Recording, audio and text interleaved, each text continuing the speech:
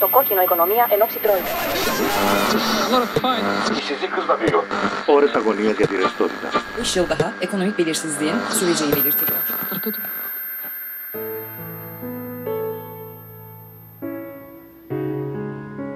Τέλειωσα το πανεπιστήμιο τον Νοέμβριο του 2012. Ήρθα κάτω Κύπρο και ψάξα για δουλειά. Δεν βρήκα κάτι πάνω στον τομέα μου. Μετά ήβρα μια ευκαιρία στη Λευκοσία σε ένα εθελοντικό πρόγραμμα. Έτσι, παράλληλα, για να μπορώ να βγάλω τα προς το ζήν μου, έκανα και μια part-time δουλειά σαν οδηγός λεωφορείου σε ένα φροντιστήριο. Τώρα ήβρα μια δουλειά στο εξωτερικό και φεύγω, πάω Αμπου-Ντάμπι. Εντάξει, δεν είμαι ευτυχισμένος που φεύγω, αλλά τουλάχιστον ξέρω ότι ήβρα μια καλή δουλειά.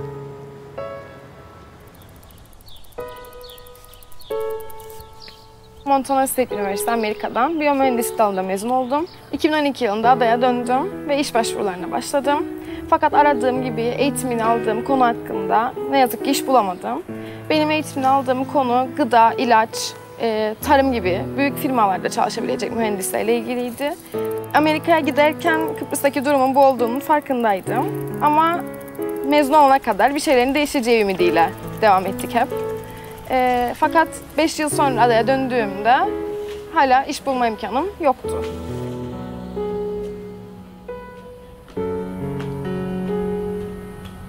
Είχαμε μερικές οικονομίες και ανοίξαμε ένα μαγαζί, σουβλάκι, ελληνικό σουβλάκι. Στην αρχή πήγαινε καλά. Τους 4-5 μήνες όμως, λόγω της κρίσης που έπιασε την Κύπρο μας, διαλυθήκαμε. Φτάσαμε στα όρια της πτώχευσης, κλείσαμε το μαγαζί. Έκτοτε ο άντρας μου κάνει διάφορες δουλειές. Οδηγός ταξί, σε καθαριστήριο, απλά για να επιβιώσουμε, για να έχουμε φαΐ το μεσημέρι σπίτι μας να φάμε. Λοιπόν, τώρα δόθηκε μας μια ευκαιρία για μια εποχιακή δουλειά, καλοκαιρινή, για 1,5 μήνα, να τραγουδούμε με τα ντέφια μας στην παραλία. Είναι επιβίωση, πρέπει να το κάνουμε. Και όχι μόνο τούτο, και οτιδήποτε άλλο θα κάνουμε, απλά για να μπορέσουμε να επιβιώσουμε.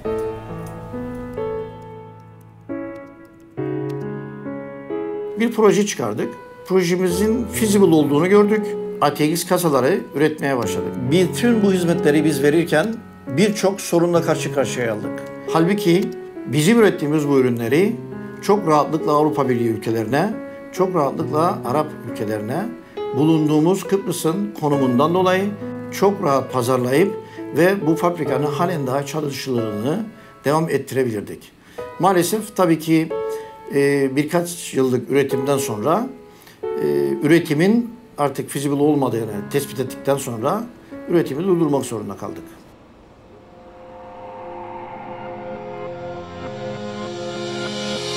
Τι θα γίνει αν βρεθεί τρόπος να ξεπεραστούν αυτά τα προβλήματα και να πετύχουμε την επανεκκίνηση της οικονομίας μας?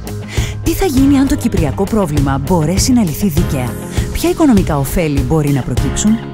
Όλα τα στοιχεία που διατίθενται από το Κυπριακό Εμπορικό και Βιομηχανικό Επιμελητήριο και το Τουρκοκυπριακό Εμπορικό Επιμελητήριο καταδεικνύουν ότι μια δίκαιη πολιτική λύση θα έφερνε μαζί της και ένα μεγάλο αριθμό από οικονομικά ωφέλη και θα τόνωνε τομείς που τώρα βρίσκονται σε μεγάλη ύφεση. Μια πολιτική λύση αναπόφευκτα θα επέφερε μεγαλύτερη ασφάλεια στην Κύπρο, επιτρέποντάς της ως μια σταθερή, πλήρως λειτουργική οικονομία να προσεγγίσει ανεξερεύνητες αγορές σε όλο τον κόσμο. Πιστεύω πως μετά τη λύση του Κυπριακού θα υπάρχουν τεράστια οικονομικά ωφέλη. Ο τρόπος που θα δουν οι ξένοι επενδυτές στην Κύπρο θα είναι τελείως διαφορετικός. Διότι θα δουν μια ενωμένη οικονομία, θα απαλλαγούμε της αβεβαιότητας που υπάρχει για τις σχέσεις με Τουρκία, τις σχέσεις μεταξύ των κοινοτήτων. Αυτό το όφελος θα είναι τεράστιο. Διότι το κυριότερο πράγμα που χρειάζεται τώρα η Κύπρος είναι ξένες επενδύσεις, ρευστότητα από το εξωτερικό.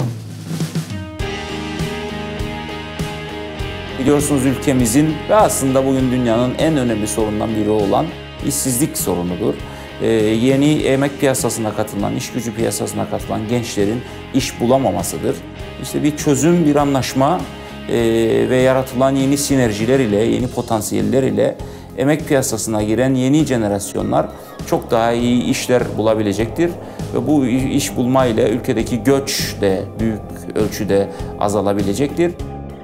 Μια συνθήκη για αποφυγή διπλής φορολογίας μεταξύ Κύπρου και Τουρκίας θα επιτρέψει στην Κύπρο να παρέχει υψηλής ποιότητας επαγγελματικές υπηρεσίες σε τουρκικές εταιρείες που θα είναι εγγεγραμμένες στο νησί. Παράλληλα, ολόκληρη η Κύπρος θα μπορεί να εισάγει προϊόντα που κατασκευάζονται στην Τουρκία, μια χώρα που αποτελεί βασικό εξαγωγέα προς την Ευρώπη. Σήμερα στην Μέση Ανατολή, στον πιο ευρύ χώρο της Μέσης Ανατολής, η Τουρκία είναι η πιο μεγάλη οικονομία και αυτή που αναπτύσσεται με τον πιο ταχύ ρυθμό. Και οπωσδήποτε θα ανοίξουν πολλές ευκαιρίες για εμπόριο με την Τουρκία και ανάπτυξη οικονομικών σχέσεων μεταξύ Κύπρου και Τουρκίας. Ο πληθυσμός της αυξάνεται, η τεχνολογία αυξάνεται, το εμπόριο της αυξάνεται. Η εμπιστοσύνη στο καθεστώς του νησιού ως ένα διεθνές επιχειρηματικό κέντρο θα μεγαλώσει. Και αν γίνουν τα κατάλληλα βήματα για να δημιουργηθεί ένα φιλικό περιβάλλον για τις επιχειρήσεις, η Κύπρος θα γίνει ένας πολύ ελκυστικός προορισμός για πολυεθνικές εταιρείες που αναζητούν μια περιφερειακή βάση για την έδρα τους. Teknoparklar ve buna benzer yapılar ile gerçek anlamda yenilikçi, yaratıcı sektörlere de girerek bilişim sektöründe de bence yüksek anlamda bir sektör yaratabiliriz. Η πολιτική λύση θα επιτρέψει πρόσβαση σε νέες αγορές και θα προσφέρει νέες ευκαιρίες σε κυπριακές εταιρείες, επιτρέποντάς τους να ευημερήσουν και να γίνουν πιο ανταγωνιστικές μέσω πιο εύκολης πρόσβασης στα διεθνή χρηματοοικονομικά κέντρα. Uluslararası yatırımcıların ve uluslararası finans kuruluşların bunu gözlemlemesi doğal olarak Kıbrıs'a toplamda bakış açısını değiştirecektir. Kıbrıslılar gerek Rum gerekse Türkler çok daha iyi bir şekilde dünya ile entegre olup dünya ile iş yapabileceklerdir. Επιτρέποντας σε πλοία υποκυπριακή σημαία να χρησιμοποιούν τα τουρκικά λιμάνια, θα ενδυναμώσει τη θέση της Κύπρου ως το μεγαλύτερο κέντρο διαχείρισης πλοίων στην Ευρώπη και θα δώσει πρόσβαση σε αναδυόμενες και αναπτυσσόμενες αγορές της Κεντρικής Ασίας. Μια συμφωνία θα δοθεί ευκαιρία στους πλειοκτήτες που χρησιμοποιούν την Κύπρο σαν βάση για τις εταιρείες τους και τα πλοία τους να χρησιμοποιήσουν τουρκικά λιμάνια και αυτό θα είναι ένα τεράστιο όφελος για την οικονομία. Η πρόσφατη ανακάλυψη των αποθεμάτων φυσικού αερίου στα κυπριακά ύδατα δίνει την ευκαιρία στα πανεπιστήμια της Κύπρου να προσφέρουν νέα επαγγελματικά προγράμματα σπουδών, τοποθετώντας την Κύπρο ουσιαστικά στον εκπαιδευτικό χάρτη και δημιουργώντας νέες ευκαιρίες εργοδότησης. Θα υπάρξουν όμως κι άλλα σημαντικά ωφέλη. Ο τουρισμός είναι το πιο εμφανές. Ένα ενωμένο νησί που προσφέρει ένα πιο ολοκληρωμένο τουριστικό προϊόν θα μπορούσε να διεισδύσει σε αγορές ανεκμετάλλευτες μέχρι πρότινος. Ekoturizmden tutun da din turizmine, kongre turizmine, deniz, güneş, doğal güzellikleri turizmini bunları biz ada genelinde hep yapabiliriz. Ο τουρισμός στην ελληνική κοινότητα είναι ανεπτυγμένος φυσικά, είναι ελάχιστες οι προοπτικές για περαιτέρω ανάπτυξη, αλλά στην τουρκοκυπριακή κοινότητα δεν είναι ανεπτυγμένος ακόμα. Και όπως ξέρουμε υπάρχουν πολύ όμορφα μέρη της Κύπρου που θα μπορούν να αναπτυχθούν και θα δώσει σε ολόκληρη την Κύπρο ένα μεγάλο σπρώξιμο στην οικονομία. Ο τουρισμός όμως δεν είναι ο μόνος κλάδος που θα ωφεληθεί. Υπάρχουν κι άλλες θετικές επιπτώσεις που θα μπορούσαν να οδηγήσουν σε διεύρυνση και ανάπτυξη των οικονομικών κλάδων που δεν έχουν ακόμα αναπτυχθεί. Türkiye'den gelecek su projesi ki 2014 yılıyla gerçekleşiyor bu. Yılda 75 milyon metreküp sunun Kıbrıs'a gelmesi demektir. Turizme bu sunun önemli ölçüde sağlanması bize katkı sağlayacaktır ve gerçekten adada katma değeri yüksek niş nitelikli tarım ürünlerinin yani organik tarım gibi sektörlerin gelişimine yardımcı olabilecektir. Η επανένωση των δύο κοινοτήτων θα επιτρέψει στην Κύπρο να λειτουργεί σαν σύνολο. Τα έργα υποδομής και ανοικοδόμησης που θα είναι απαραίτητα μετά τη λύση θα δημιουργήσουν νέες θέσεις εργασίας στον κατασκευαστικό τομέα και θα προσελκύσουν ξένες επενδύσεις. Η επίλυση των ζητημάτων ιδιοκτησίας θα ενδυναμώσει τον τομέα των ακινήτων και θα αυξήσει δραματικά τη ζήτηση για εξοχικές κατοικίες από Ευρωπαίους αλλά και επισκέπτες από τη Ρωσία, την Κίνα και τον αραβικό κόσμο.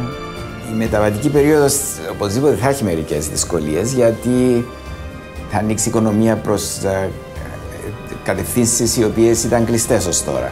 Küçük olmasına rağmen üzerinde yaşayan insanlara yeten bir ada büyüklüğündedir.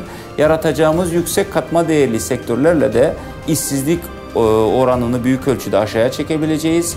Borçlarımızı, bütçe açık sorunlarımızı halledebileceğiz. Θα υπάρχει τόση πολύ αισιοδοξία για το μέλλον, που οι πρώτες δυσκολίες θα είναι προσωρινές.